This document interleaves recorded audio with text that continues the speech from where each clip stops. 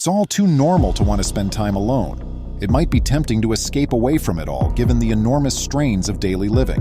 For some people, even a week-long vacation is insufficient, but for others, even a month or a year won't do. It may take decades in certain situations. One man did not settle with a week's leave from work. He felt he wanted to escape society and its constraints. Rather, he lived in hiding for over 3 decades. Upon his eventual discovery, his account was not believed by anyone. Welcome to USA Stories channel. Do not forget to subscribe and activate the bell button to receive all new updates. Now let's go to the story. Most individuals find that a week-long vacation to a tropical location is plenty when they decide to take a break from the worries of everyday life.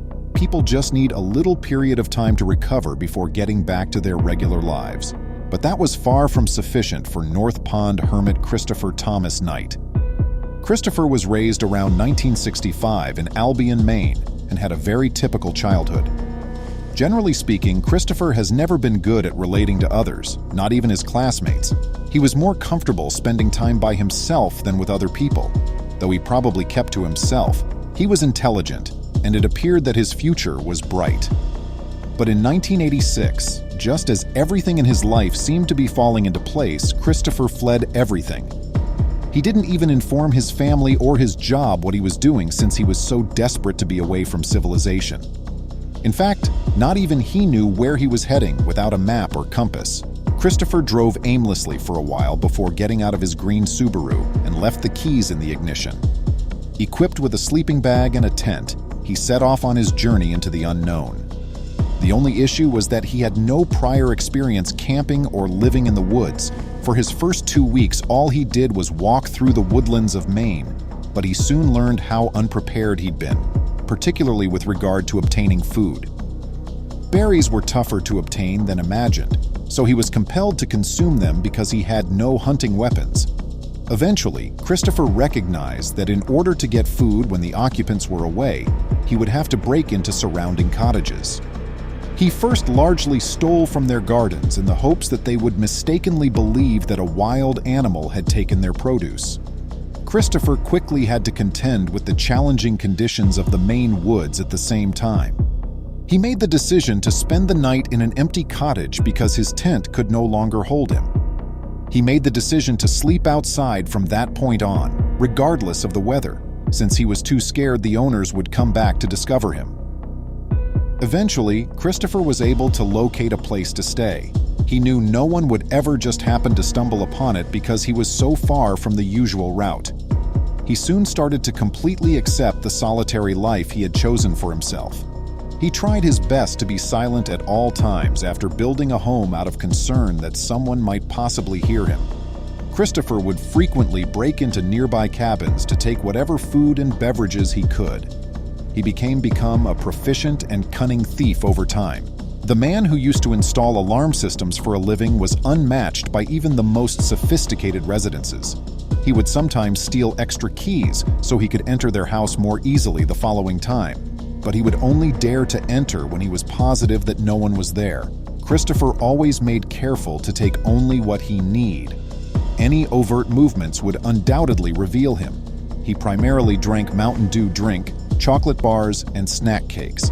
In this manner, he could prevent himself from becoming too thin and giving in to the weather. But he had to keep his shelter intact, so he stole jackets, tarps, and blankets whenever he could. Eating wasn't his only worry. In addition to reading, he also stole magazines so he could tear out the pages, place them on the ground, and absorb any moisture. Christopher was sure to remove any signs that someone had broken into a house. He didn't smash windows, but he did take doors off and then put them back in place and fix them when he got all the materials he needed. This was the way of life for over 30 years. But eventually, despite Christopher's best efforts to be exact, the residents of the residences started to discover several damages to their properties in addition to missing items. Christopher quickly started breaking into houses after dark. Despite hearing odd noises surrounding their homes in the evenings, the residents of North Pond, Maine, were never able to identify a real invader. Even if they would simply go back to sleep, they would discover haphazard items missing from their houses. The majority of individuals called the police to report missing different products, such as junk food, books, magazines, jeans, boots, radios, and batteries. At that point, the police concentrated all of their efforts on identifying the intruder. Before long, he was being called by a variety of names. These included the stealthy Yeti, the Loch Ness Monster of Maine, and the North Pond Hermit. Everyone in North Pond soon had security cameras installed in their houses, but it seemed like he could always get in and get away with it. Then, at last, the police made their big break when Christopher made the decision to break into a country summer camp. It was an obvious choice because the camp was stocked with all the food and tools one would need to survive in the wilderness, and there was little chance that anyone would notice anything missing. However, Christopher was unaware that he was being pursued by the police. Sergeant Terry Hughes oversaw the facility and had a strategy in place to apprehend the North Pond Hermit.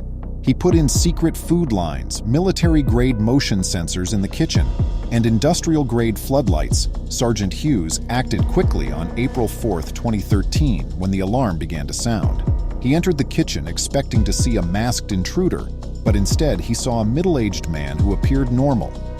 Christopher dropped to his knees and refused to answer any questions when Sergeant Hughes asked for the criminal's name. As the detectives were taken aback by his account, Christopher started to talk. Christopher said that he had only spoken to 2 hikers who had been lost in the Maine woods for the previous 27 years. What was it, he said? Just say hello. Christopher entered a guilty plea to 13 counts of theft and break-in at Kennebec County Superior Court on October 28, 2013. What really surprised many, though, was that he was only sentenced to 7 months in prison for his crimes, which included an estimated 1,000 break-ins. He was also sentenced to 3 years of probation, weekly court appearances, and $1,500 in reparations for each of his victims. In addition, the judge mandated that throughout his jail term, he participate in a program for those with mental health disorders. In addition, Christopher tried to get in touch with his family, whom he had left behind years ago without even saying goodbye. His brother extended an employment opportunity to him upon his eventual release. Given his extraordinary tale, it was just a question of time until a book was written about him. American writer Michael Finkel, who interviewed Christopher while he was still jailed, recently authored the book The Stranger in the Woods. At the conclusion of his voyage, Christopher had virtually lost his identity. "I became more perceptive when I was alone," he said. "The tough part is that I lost my identity when I applied my expanded perspectives to myself. There was no one to perform for, no audience, and no need to define who I was. I lost my relevance." Although Christopher's motivation for seeking such intense seclusion may never be known, his tale is intriguing. Fortunately, he will repay everyone whose homes he broke into throughout the years. Talk about this amazing tale with your friends.